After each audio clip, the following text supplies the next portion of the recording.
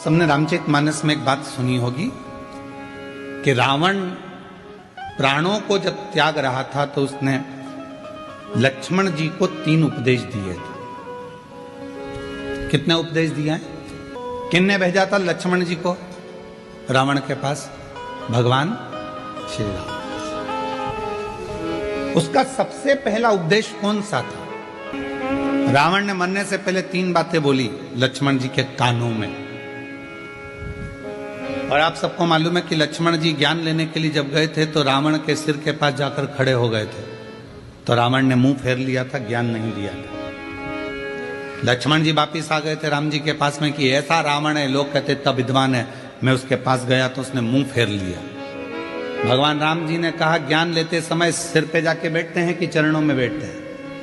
तो कहा गया था तो कि सिर के पास चरणों में जाकर बैठ। रावण पड़ा है मृत्यु सैया पर, जमीन पर, लक्ष्मण जी उसके चरणों में जाकर बैठ गए तो रावण ने हाथ का इशारा कर कर बुलाया मेरे करीब में। 3 उपदेश रावण ने मृत्यु की सैया पर मरने से पहले लक्ष्मण जी के कानों में दे दिया। पहला, अच्छे कार्य में 1 मिनट की देरी मत करो। लक्ष्मण, यदि कोई अच्छा कार्य हो रहा है और उसमें अगर आपको जाने का मौका मिल जाए तो 50 काम छोड़ दो, सबसे पहले अच्छे काम में पहुंचने का प्रयास करो।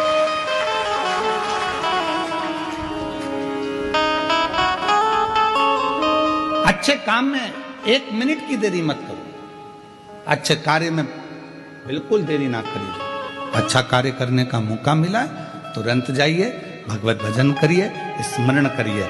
किसी का भोजन कराने का मौका मिल जाए, किसी को पानी पिलाने का मौका मिल जाए। शिव महापुराण की कथा तो कितनी बड़ी बात कहती है कि किसी को अगर गिलास भी पानी का दिया जाए तो ये वाला हाथ को भी छोड़ा ना जाए, इसको भी टच कर लो।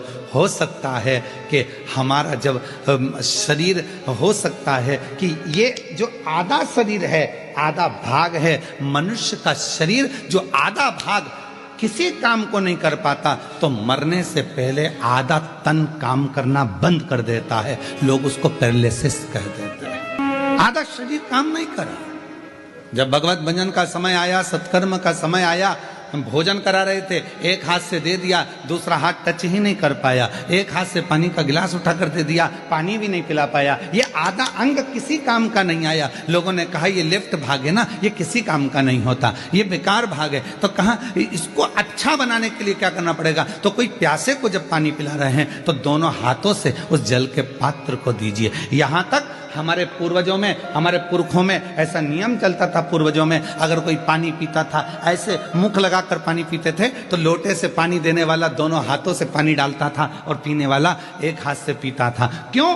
क्योंकि वो ग्रहण कर रहा है और वो देने वाला दोनों हाथों से दे रहा है। तो ये हाथ का प्रयोग पूर्ण होना चाहिए, जिससे मरने से पहले इस शरीर का आधा अंग रे ना जाए। इसको चालू रखने के लिए अभी से काम करना पड़ेगा। शिव जी के मंदिर में दोनों हाथों से जल चढ़ाइए, शंकर जी के मंदिर में दोनों हाथ से सफाई करिए, शिव जी के मंदिर में दोनों हाथ से झाड़ू पोछा करिए, शिव जी के मंदिर में दोनों हाथ से दीप को लगाइए। शिव जी के मंदिर, कई माताओं की आदत रहती है एक हाथ में घंटी पकड़ ली, एक हाथ में पकड़ लिया दिया, एक से घंटी बज रही है, दूसरे से दिया बज रहा है।